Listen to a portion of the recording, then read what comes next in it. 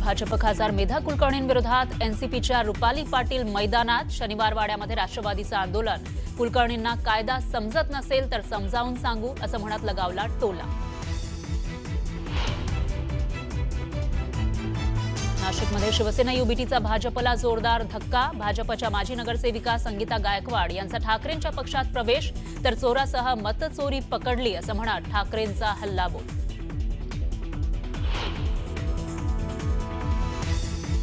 उद्धव ठाकरे घेणार 25 ऑक्टोबरला मुंबईमध्ये उपशाखा प्रमुखांचा मेळावा। राज ठाकरेंनंतर आता मतदार याद्यांमधील घोळाबाबत ठाकरे करणार मार्गदर्शन।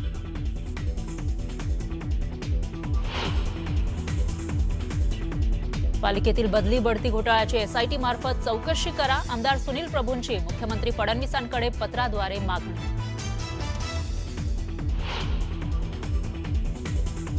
मंत्रिपदासाठी जॅकेट शिवले, दिवाळीमध्ये वापरायला काढले। अमरावतीमधील दीपोत्सवात रवी राडांनी बोलून दाखवली खंत।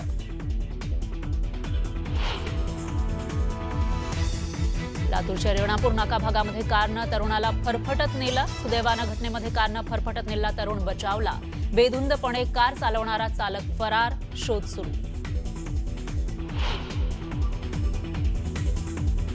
बीडमध्ये भर चौकात तरुणांच्या 2 गटांमध्ये राडा। कारला कट मारल्याच्या कारणावरून दोन्ही गट आमने सामने। पोलिसांकडून दोन्ही गटांवर गुन्हा दाखल। शिर्डीमध्ये दीपोत्सव साजरा। द्वारका माई मंदिरासमोर साई भक्तांनी 11,000 दिवे लावले, तर साई मंदिरालाही आकर्षक रोषणाई।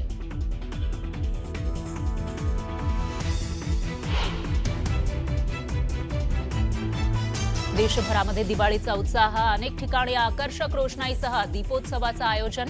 लहान मोठ्यांनी लुटला आतषबाजीचा आनंद।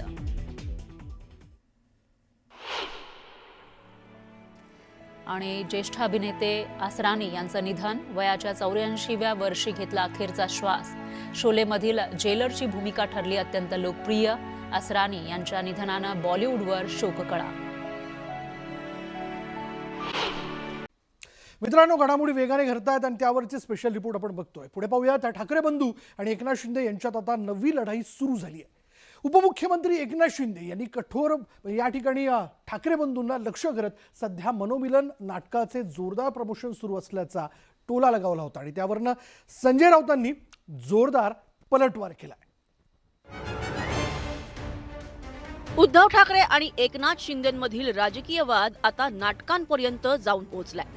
ठाकरे बंधूंमधील भेटीगाठीचा सिलसिला सुरू झाल्यामुळे सत्ताधाऱ्यांच्या कपाळावर आठे आलेत आणि त्यावरूनच आता एकमेकांवर मार्मिक टीकेचे बाण सोडले जात आहेत। उपमुख्यमंत्री एकनाथ शिंदेंनी ठाकरे बंधूंच्या भेटीवर बोलताना या 2 नाटकांचा उल्लेख केला। काही नाटकं कॉमेडी असतात, रडकी असतात, काही काय असतात, ते जाऊ द्या, सोडून द्या। पण पूर्वी भाऊबंदकी नाटक खूप गाजलं होतं।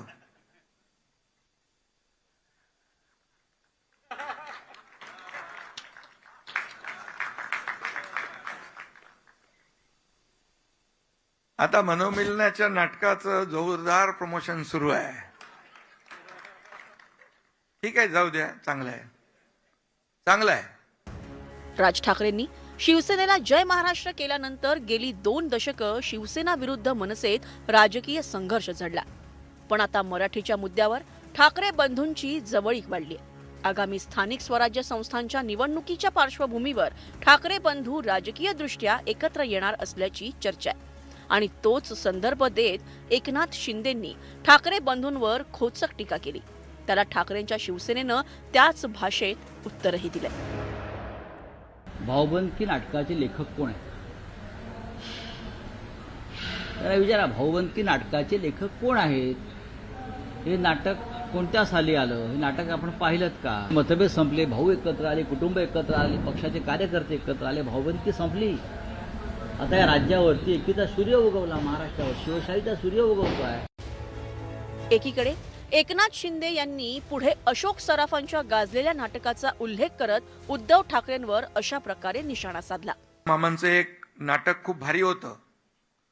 त्या नाटकाचं नाव होतं सारखं छातीत दुखतंय, होतं ना, सारखं छातीत दुखतंय। मामांना मी सांगू इच्छितो, शिवसेनेचं यश पाहून काही लोकांच्या सारखं पोटात दुखतंय. शिंदेंची ही टीका ठाकरेंच्या शिवसेनेच्या नेत्यांच्या जिव्हारी लागली नाही तरच नवल. ठाकरेंच्या सेनेनं थेट शिंदेंना गुवाहाटीवरून टोला लगावला. नरकासुराचं मूळ स्थान गुवाहाटी. त्याच्यामुळे हे जे नरकासूर इकडले आहे, जे गुवाहाटीला जाऊन पूजा करतात त्या नरकासुराची, बरं का, तर त्यांचं हे बॉडी पेन होणारच त्यांना. आमचा विषय पोटात दुखण्याचं कारण नाही. आमच्या कोणाच्या पोटात छातीत काही दुखत नाही. आम्ही ठणठणीत तंदुरुस्त आहोत. पण आज त्यांची जयंती आहे. आज एकनाथ शिंदेची जयंती आहे. गुवाहाटीला त्यांना जावं लागेल कदाचित. नरकासूर हा उगम पावला गुवाहाटीमधून. राज्यात स्थानिक स्वराज्य संस्थांच्या निवडणुका जाहीर होण्यापूर्वीच राजकीय नेत्यांनी चांगलंच बेअरिंग पकडलंय. सत्ताधारी आणि विरोधक एकमेकांवर टीका करण्याची एकही संधी सोडत नाहीत. कार्यक्रम नाट्यगृहाच्या उद्घाटनाचा असला तरी त्या मंचावरून शिंदेंनी राजकीय टोलेबाजी केली आणि हा वादाचा नवा अंक रंगला. Bureau report, news 18 Lokmat. आता बातमी बीडमधनं बघूया. ज्या घटनेशी माझा काही संबंध नव्हता त्यावरून 250 दिवस माझी मीडिया ट्रायल घेण्यात आली. या दरम्यान दोनदा मरता मरता वाचलो अशा शब्दात आमदार धनंजय मुंडे यांनी आपल्या मनातली खदखद व्यक्त केली. परळीतल्या बोधे गावात मुंडे यांच्या हस्ते विविध विकास कामांचं उद्घाटन झालं. यावेळी बोलताना ते भावुक झाले होते. धनंजय मुंडेंनी जाहीररित्या मांडली खदखद.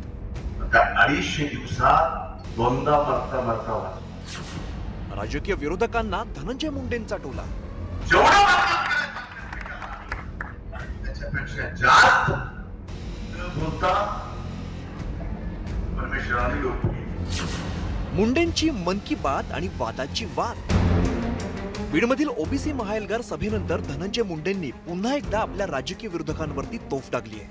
याचं कारण म्हणजे त्यांच्या राजकीय विरोधकांनी केलेल्या आरोपांमुळे मुंडेंना मंत्रीपद गमवावं लागलं.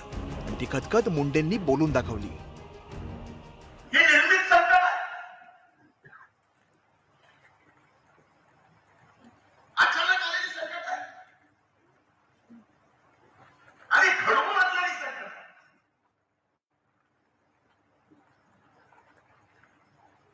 आणि घडवून आणलेल्या संकटामधून बाहेर पडायचं काम फार अवघड असतं. गेल्या वर्षी 2024 मध्ये 9 डिसेंबर रोजी मस्साजोगचे सरपंच संतोष देशमुख यांची अतिशय अमानुषपणे हत्या करण्यात आली. यामागे धनंजय मुंडे यांचा निकटवर्तीय वाल्मिक कराड मुख्य आरोपी असल्याचं समोर आलं आणि धनंजय मुंडे विरोधकांच्या निशाण्यावरती आले. राज्यभरात आंदोलनं झाली, मोर्चे निघाले आणि 4 मार्चला धनंजय मुंडेंनी आपल्या पदाचा राजीनामा दिला. इलेक्ट्रॉनिक मीडियावर माझं ट्रायल चालू होतं.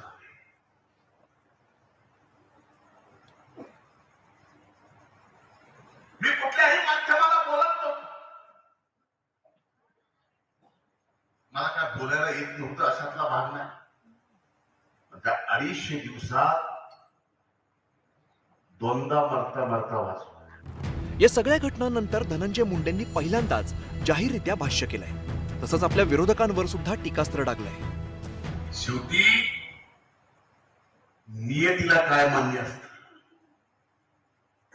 आपली जर साफ मन असेल तर नियती सुद्धा आपल्या सोबत राहते. मी हे कायम म्हणतो. जेवढं वाटलं करायचं आपल्या प्रत्येकाला त्याच्यापेक्षा जास्त न बोलता परमेश्वराने लोक मंत्री नसतात. धनंजय मुंडेंना मंत्रिपदाची संधी मिळाली खरी, पण त्यांना जास्त काळ ते उपभोगता आलं नाही. आधी वाल्मिक कराडशी असलेल्या जवळीकतेमुळे वादात सापडले, तर पुढे कृषी खात्यातील कथित घोटाळ्यामुळे चर्चेत आले. या काळात त्यांनी जाहीर भाष्य करणं टाळलं होतं. पण आता स्थानिक स्वराज्य संस्था निवडणुका तोंडावरती आहेत आणि या पार्श्वभूमीवरती धनंजय मुंडेंनी पुन्हा एकदा आक्रमक पवित्रा घेतल्याचं चित्र आहे. Bureau report, news 18 Lokmat. Dharashiv जिल्ह्यातल्या परांडामध्ये मतदार नोंदणीमध्ये फिल्मी स्टोरी बघायला मिळाली आहे. विरोधकांनी निवडणूक आयोगाच्या विरोधात आधीच आक्रमक पवित्रा घेतला आणि त्यात निवडणूक आयोगाचा एक अजब सिनेमा आल्यामुळे राजकीय क्लायमॅक्सकडे सगळ्यांचं आता लक्ष लागलंय.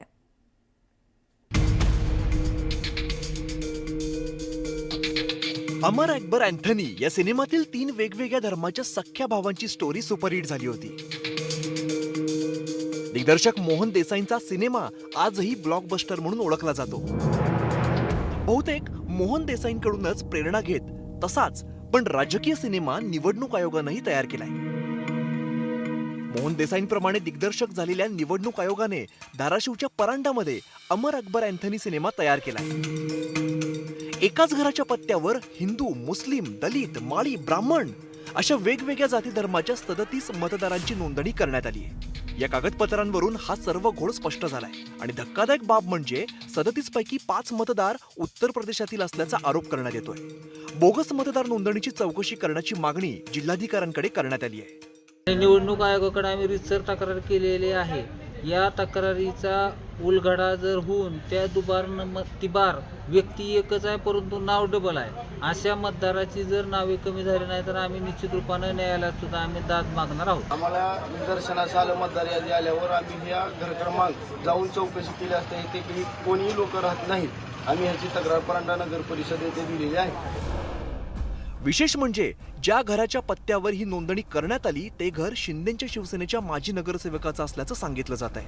मागील वर्षी परांडा विधानसभा मतदारसंघातील निवडणूक अतिशय चुरशीची झाली होती. अवघ्या 1,500 मतांच्या फरकाने शिंदेच्या शिवसेनेचे तानाजी सावंत विजयी झाले आणि त्याच मतदारसंघात एकाच घराच्या पत्त्यावर वेगवेगळ्या 37 मतदारांची नोंदणी होणं यांचा काही संबंध तर नाही ना असा प्रश्न विरोधकांनी उपस्थित केलाय.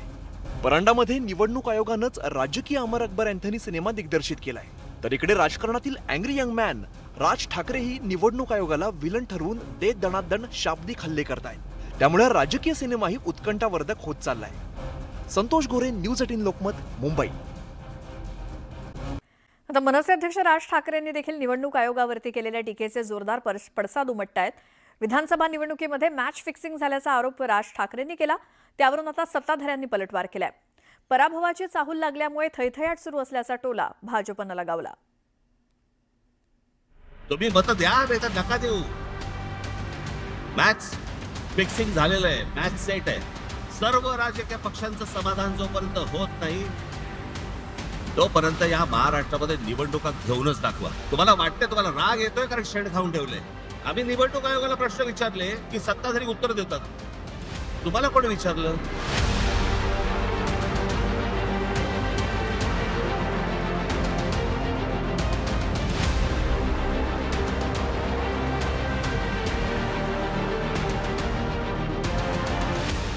मनसे अध्यक्ष राज ठाकरेंनी त्यांच्या भाषणात जसा उल्लेख केला अगदी तसंच राजकारण सुरू झालं. राज ठाकरेंनी निवडणूक आयोगाला प्रश्न विचारल्यानंतर सत्ताधारी पक्षाचे नेते उत्तर देण्यासाठी मैदानात उतरले. राज ठाकरेंनी रविवारच्या भाषणात आक्रमक पवित्रा घेतला होता. विधानसभा निवडणुकीत मॅच फिक्सिंग झाल्याचा आरोप करण्यात आला होता. मतदार यादी स्वच्छ केल्याशिवाय निवडणुका घेऊ देणार नाही असा इशारा ठाकरेंनी दिला होता. स्थानिक पक्षांना संपवण्याचा कट सुरू असून मतदार यादीत बनावट मतदार घुसवले जात आहेत याकडे राज ठाकरेंनी लक्ष वेधलं. मतदार यादीत जवळपास 96 लाख खोटे मतदार समाविष्ट करण्यात आल्याचा गंभीर आरोपही राज ठाकरेंनी केला होता. राज ठाकरेंनी निवडणूक आयोगावर निशाणा साधल्यानंतर सत्ताधाऱ्यांकडून उत्तर देण्यात आलं. राज ठाकरेंवर संगतीचा परिणाम झाल्याचा टोला नितेश राणेंनी लगावला. मला समजत नाही सत्ताधारी पक्षाचे लोक का चिडतायत.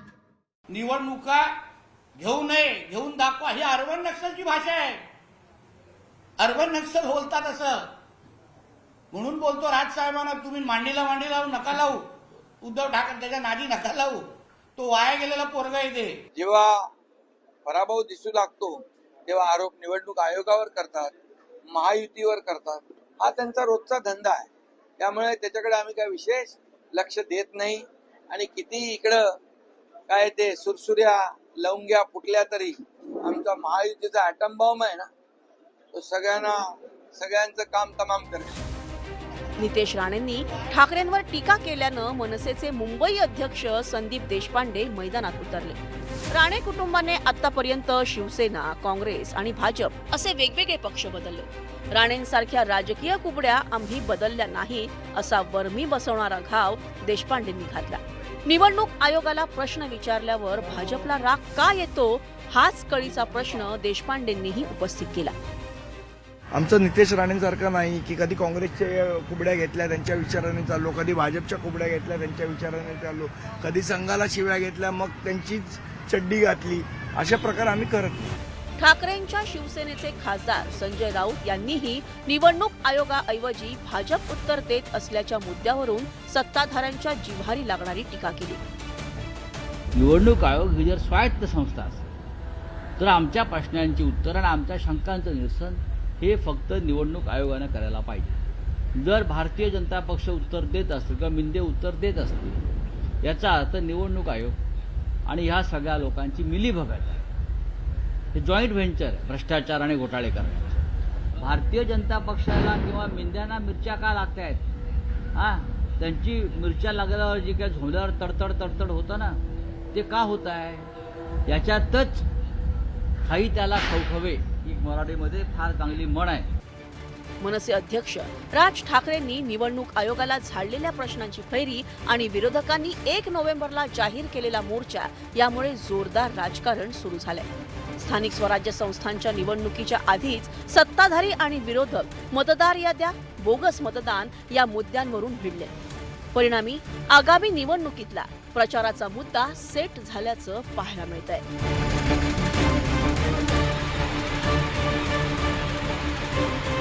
संतोष गोरे, न्यूज 18 लोकमत, मुंबई.